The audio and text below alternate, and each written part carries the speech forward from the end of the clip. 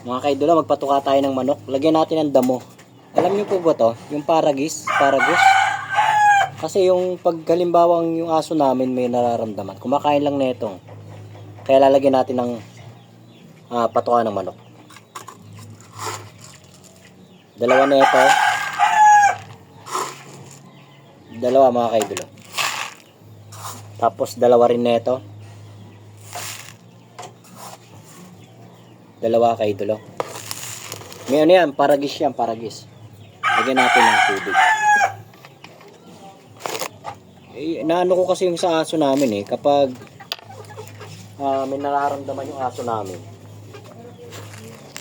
Yan lang inaano niya. Ngayon haluan natin ng paragis. Tingnan natin. Gusto nila yung basa nasanay sila sa basa. Kamay na lang natin.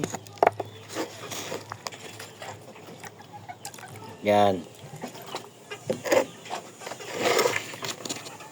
Ito mga kaidolo. Ibabaw lang natin yung paragis. Ayan Ayan na yung mga kaidolo, yung paragis. Yung damo.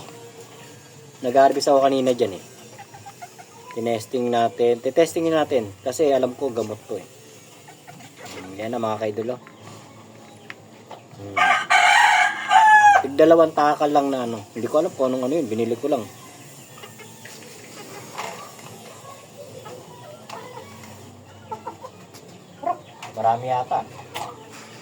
Marami yata yung tig-2. Dapat pala 2, 1 lang. Marami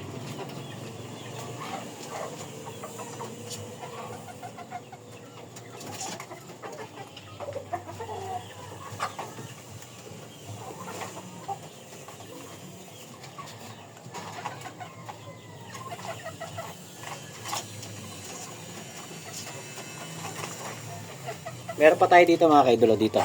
Pakita ko sa inyo. Ayan pa. Ayan, meron pa tayo dyan. Ayan.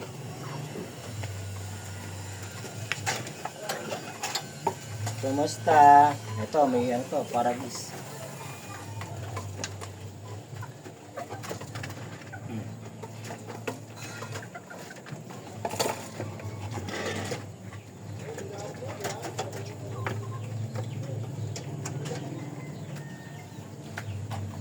Mga kaidolo, sakto lang pala yung 2 takal. 2 takal na ito.